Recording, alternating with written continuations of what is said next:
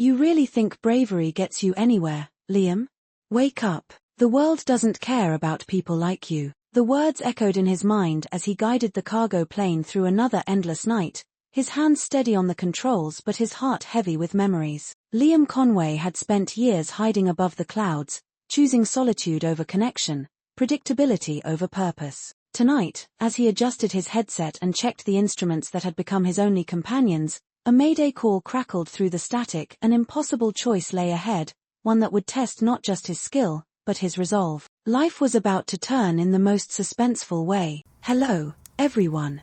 Welcome to Narrative Whispers. Today I am going to tell you another heartwarming story. So, let's dive into it. The sunrise painted the sky in hues of orange and pink as Liam Conway guided his cargo plane through the early morning clouds. He'd been flying this route for 5 years now, a solitary figure traversing the vast Pacific Ocean 3 times a week. The sunrise painted the sky in hues of orange and pink as Liam Conway guided his cargo plane through the early morning clouds. He'd been flying this route for 5 years now, a solitary figure traversing the vast Pacific Ocean 3 times a week. The monotony should have bothered him, but Liam found comfort in the predictability, in knowing exactly what came next. After what happened on the USS Valor 7 years ago, predictability was a blessing. He adjusted his headset and checked his instruments, the familiar routine grounding him as always. Below, the ocean stretched endlessly, its surface glittering with the first light of day. He'd chosen this life of solitude deliberately, the endless sky and sea his only companions, the steady hum of the engines his lullaby. Pacific Control, this is Flight NC 7425, maintaining altitude at 32,000 feet, conditions clear, over. Liam spoke into his headset, his voice carrying the slight rasp of someone who hadn't spoken aloud in hours. The response came back immediately, a crackle of static followed by a confirmation of his flight path. He rolled his shoulders to release the tension that had built there during the 4-hour flight from Honolulu. 3 more hours to Guam, then a 12-hour layover before heading back. The same route, the same schedule, week after week, month after month. Some of his old Navy buddies couldn't understand how he could stand it, this repetitive existence, but they hadn't experienced what he had on that fateful day. They hadn't made the choices he'd been forced to make. Liam reached for his thermos and poured the last of his lukewarm coffee into a chipped mug that read World's Okayest Pilot, a gag gift from his sister 2 Christmases ago. He rarely saw his family these days. The vast Pacific Ocean served as both a physical and emotional buffer between him and the life he'd once known. Took a sip of the bitter coffee and grimaced. Next time, he'd remember to bring the good stuff from that little shop near his apartment. The radio crackled unexpectedly, pulling Liam from his thoughts. Any aircraft in the vicinity of coordinates 13 degrees 24 minutes north, 144 degrees 48 minutes east, this is a mayday call from Pleasure Craft Meridian. We are taking on water in severe weather conditions. 2 adults, 2 children on board. Repeat, this is a mayday. Liam straightened in his seat, immediately alert. The coordinates weren't far from his current position, maybe 30 nautical miles southeast. He glanced at his weather radar and frowned. A storm system had formed faster than predicted, creating dangerous conditions below. He'd been flying above it, but at sea level, it would be rough. His hand hovered over the radio transmitter as he calculated fuel reserves and alternate routes. Meridian, this is cargo flight NC 7425. I've received your mayday. What's your current situation? Liam's training kicked in, his voice steady despite the sudden adrenaline coursing through him. There was a moment of silence, then a panicked voice responded, crackling through static. Thank God.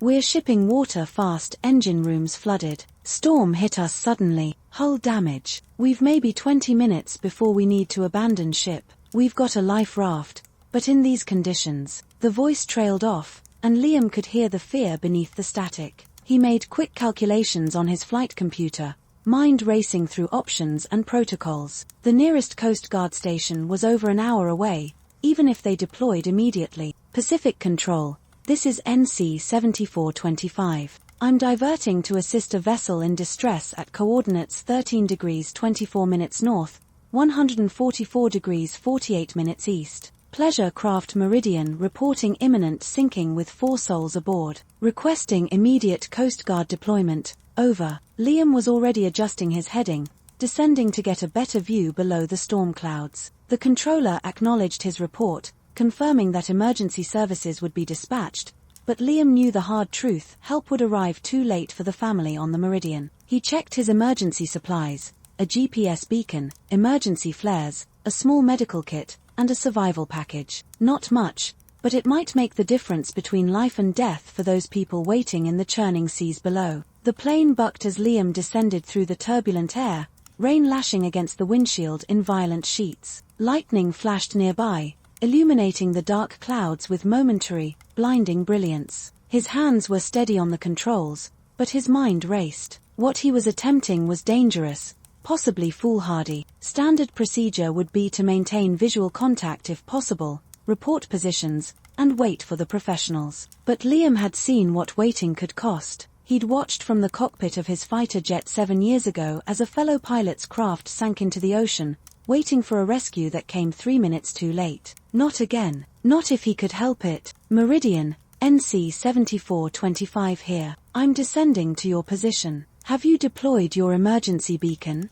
Liam asked, squinting through the rain-streaked windshield. Another bolt of lightning split the sky, followed by a crash of thunder that he felt in his bones. The voice that responded was different this time, a woman, her voice tight with controlled panic. Beacon deployed 5 minutes ago. We're preparing to abandon ship now. Waters at cabin level. My husband's getting the children into life vests. Liam nodded grimly, even though they couldn't see him. Good. Get everyone into that life raft as soon as you can. I'll locate you and mark your position for rescue crews. Stay together and keep that beacon active. He didn't mention how long it might take for rescue to arrive. Hope was as essential as life vests in situations like this. At 3,000 feet, Liam finally broke through the bottom layer of clouds, the ocean now visible as a churning, foam-capped expanse of angry grey. Rain pelted his windshield relentlessly, visibility reduced to mere miles. He strained his eyes, searching for any sign of the vessel or life raft, making methodical sweeps over the approximate coordinates. The Meridian would likely be underwater by now, but a life raft, especially with an emergency beacon, should be detectable. After 10 tense minutes of searching, he spotted it, a small orange dot bobbing violently amid the towering waves. He marked the position on his GPS and circled lower, careful to maintain a safe altitude while giving the stranded family visual confirmation that help was on the way. I've got visual on your life raft, Liam transmitted, relief evident in his voice. I'm going to drop a GPS beacon and an emergency flare to mark your position for the rescue teams. He prepared the small package, securing the beacon and flare together with waterproof tape. It wasn't much, but it would increase their chances significantly. As he made another pass, flying as low as he dared, Liam opened the small emergency drop chute and released the package. Through the rain, he watched it descend, deploying its small parachute, and land approximately 20 yards from the life raft. He could just make out a figure waving frantically, acknowledging the drop. A small victory, but Liam knew the family still faced hours in the savage sea before official rescue could reach them. The reality of their situation weighed heavily on him as he climbed back to a safer altitude. The storm was intensifying, not weakening. The life raft was designed for survival, but in these conditions, with 2 children aboard, hours in frigid, turbulent waters could be fatal. Coast Guard rescue was dispatched but remained at least 3 hours away. Liam's fuel reserves allowed him to circle for maybe 30 minutes before he'd need to continue to Guam or risk his own emergency. He'd done what he could, more than most would, but as he looked down at the tiny orange raft disappearing and reappearing among the massive waves, he knew it wasn't enough. There had to be another option. A sudden memory flashed in Liam's mind. The USS Valus current training exercises would place it approximately 100 nautical miles northeast of his position. The massive aircraft carrier would have search and rescue helicopters that could deploy in these conditions, reaching the life raft within 30 minutes. His throat tightened at the thought of contacting the Valor. 7 years ago, he'd been discharged after a controversial emergency landing on that very carrier, a landing that had damaged an F-35 fighter and injured 2 deck crew. The official report had cleared him of negligence, citing equipment failure, but the whispers had followed him nonetheless. The incident had effectively ended his naval career and sent him into this self-imposed exile of cargo routes and solitude. Liam's hands tightened on the controls as he battled both the turbulence and his own reluctance. Pride wasn't worth 4 lives. He switched to the emergency military frequency, hoping it remained unchanged. USS Valor, this is civilian aircraft NC-7425, former Lieutenant Liam Conway, United States Navy. I'm tracking a life raft with 2 adults and 2 children at coordinates 13 degrees 24 minutes north, 144 degrees 48 minutes east. Coast Guard rescue is hours out, and conditions are deteriorating. Request immediate helicopter deployment, over. The silence following his transmission seemed to stretch for an eternity, broken only by the howl of wind and the drum of rain against the aircraft. Had they heard him?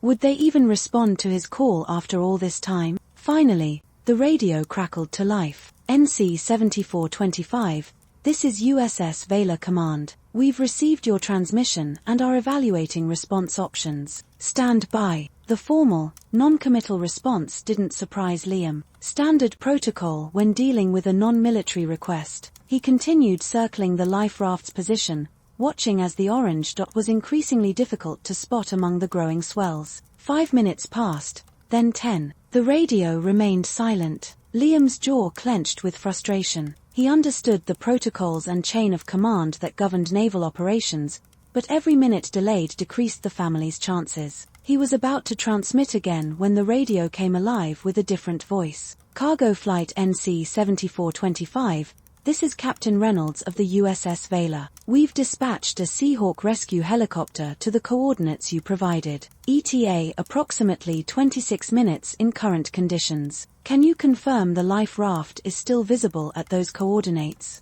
The voice was firm, authoritative, but not unkind. Liam felt a surge of gratitude as he keyed his microphone. Affirmative, Captain. I'm maintaining visual on the life raft, though conditions are challenging. 1 GPS beacon and emergency flare have been deployed adjacent to their position. I can remain on station for approximately 15 more minutes before fuel concerns require me to proceed to Guam. He didn't mention that this would cut his reserves closer than regulations permitted. Some details were better left unsaid. Captain Reynolds responded promptly. Understood, NC-7425. I recognize your voice, Conway. Didn't expect to hear from you again. There was a pause, heavy with unspoken history. Our helicopter will need precise coordinates for retrieval in these conditions. Your visual confirmation has been invaluable. However, we're experiencing communication difficulties with the helicopter due to electrical interference from the storm. We need someone to guide them in. The implication hung in the air between them,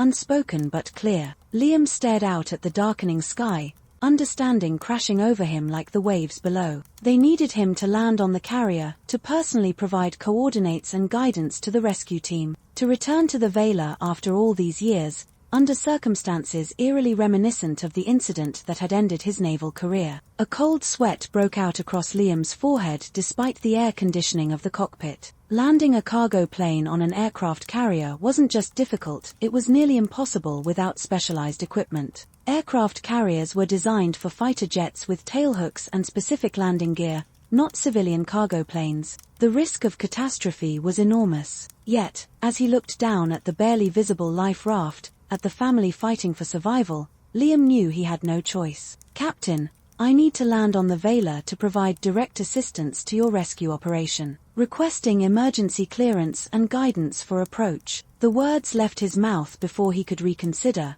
his decision made. The silence that followed told Liam everything about how his request had been received. When Captain Reynolds finally responded, his voice was measured, cautious. Conway, I want to be absolutely clear about what you're proposing. You intend to attempt to carry a landing in a civilian cargo aircraft, in storm conditions, without arresting gear or proper naval landing equipment. Am I understanding you correctly? Liam swallowed hard, fully aware of the insanity of what he was suggesting. That's affirmative, Captain. I recognize the risks, but those people don't have time for alternatives. I have 7 years' experience with carrier landings, and while this aircraft isn't ideal, it's smaller than some of the supply planes that land on carriers. I believe it can be done. He didn't add that his last carrier landing had ended in disaster, or that he still woke up sweating from nightmares about it. What followed was a rapid exchange of technical information as the Valor's flight operations team assessed the feasibility of Liam's proposal. The cargo plane specifications were compared against the carrier's deck length, wind conditions were calculated, and emergency procedures were hastily reviewed. Throughout it all, Liam remained outwardly calm, though his heart hammered against his ribs like a trapped bird. Finally, after what seemed like hours but was merely minutes, Captain Reynolds came back on the radio. NC 7425, we've calculated the approach parameters. Due to your aircraft's landing requirements and current sea conditions, this operation carries a success probability of approximately 60%. Do you still wish to proceed?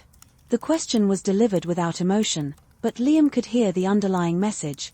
This was his last chance to back out, to choose safety over heroism. Liam looked down at his hands, noticing they were perfectly steady despite everything. 60% is better odds than that family has right now, Captain. I'm proceeding with the approach. Please have your deck crew prepare for emergency landing procedures and clear all non-essential personnel from the flight deck. He paused, then added, and Captain? Thank you. As he adjusted his heading toward the coordinates provided for the USS Valor, Liam found himself oddly calm. Fear still coursed through him, but alongside it was a sense of purpose he hadn't felt in years. He'd been running from his past for so long, hiding in the monotony of his cargo routes. Perhaps it was fitting that redemption would come by facing that past head-on, by returning to the very place where everything had fallen apart. The USS Valor appeared through the storm clouds like a grey ghost, massive, imposing, a floating city of steel cutting through the tumultuous seas. 7 years had done little to change its silhouette, and Liam felt a strange mixture of dread and nostalgia as he began his approach. The carrier's flight deck, normally a study in precise organization, had been hastily cleared for his unorthodox landing attempt. Through his rain-streaked windshield, Liam could see emergency vehicles positioned at the edges of the deck and fire suppression systems at the ready. They were preparing for the worst. He couldn't blame them. USS Valor, this is NC 7425 on final approach. I see you've rolled out the welcome committee. The attempt at levity helped steady his nerves as he lined up with the angled flight deck, fighting crosswinds that threatened to push him off course. Roger that, NC 7425. We're tracking your approach. Wind is gusting to 40 knots from the northwest. Deck is pitching approximately 6 degrees. Adjust your approach angle 3 degrees starboard and reduce airspeed to 140 knots. The landing signal officer's voice was crisp and professional, betraying no doubt or concern about the unprecedented maneuver about to take place. Liam made the requested adjustments, his entire being focused on the narrow strip of deck ahead. Without arresting gear, he would need to touch down at precisely the right spot and brake hard to avoid running out of deck space. Too slow, and he'd stall before reaching the deck. Too fast, and he'd overrun the landing area and plunge into the ocean. The margin for error was non-existent. As the distance to the carrier dwindled, time seemed to both accelerate and slow. Liam was acutely aware of every sensation, the shudder of the plane in the turbulent air, the rhythmic sweep of the wipers against the relentless rain, the sweat trickling down his back despite the cool cabin air. His past and present converged as memories of his last landing on this deck flashed through his mind. The hydraulic failure, the desperate struggle for control, the horrified faces of the deck crew as they realized he couldn't stop. But this time was different. This time, he was choosing the risk, not reacting to a mechanical failure. This time, 4 innocent lives depended on his skill and courage. 200 yards to touchdown. Maintain current heading and airspeed. Deck crew is in position for emergency braking procedures. The LSO's calm guidance anchored Liam as he made final adjustments, compensating for a sudden gust that threatened to push him off course. The massive carrier rose and fell with the waves, the landing deck shifting like a living thing beneath the storm's assault. Liam focused on a single point, the touchdown marker painted on the deck, blocking out everything else. In that moment, there was no past, no future, only the impossible task at hand. 100 yards. You're looking good, Conway. Bring her in easy. The use of his name, that small personal touch amid the technical jargon, steeled his resolve. The touchdown was harder than he'd intended, the cargo plane slamming onto the deck with bone-jarring force. Immediately, Liam deployed every braking mechanism available: wheel brakes, reverse thrust, speed brakes, fighting against momentum and the wet deck as the end of the runway approached with terrifying speed. On either side, deck crew deployed emergency braking cables, the metal lines scraping against the plane's landing gear. For a heart-stopping moment, it seemed insufficient. The ocean waited just yards ahead, ready to claim both plane and pilot. Then, miraculously, the aircraft shuddered to a halt mere feet from the edge. Liam sat frozen, hands still clenched on the controls, the sudden silence inside the cabin broken only by his ragged breathing and the continued patter of rain on the fuselage. He'd done it. Against all odds, he'd landed a cargo plane on an aircraft carrier in the middle of a storm. The cockpit door opened moments later, admitting a blast of rain-laden wind and a deck officer in a bright yellow slicker. "Lieutenant Conway? Captain wants you on the bridge immediately. Rescue operation is launching now, and they need those coordinates." The urgency in the man's voice snapped Liam back to reality. The landing had been merely a means to an end, the family in the life raft still needed saving. He unstrapped himself with shaking hands and followed the officer across the rain-swept deck, past stunned crew members and his miraculously intact aircraft. The familiar passageways of the carrier brought back a flood of memories, but Liam pushed them aside. There would be time for reminiscence later. The bridge of the USS Vela hummed with controlled chaos as officers coordinated the rescue operation. Captain Reynolds, a tall man with salt and pepper hair and the weathered face of a career naval officer, turned as Liam entered. For a moment, the two men stared at each other, 7 years of history hanging between them like a physical presence. Then Reynolds extended his hand. "That was either the bravest or the most foolhardy landing I've ever witnessed, Conway." Possibly both. There was grudging respect in his voice,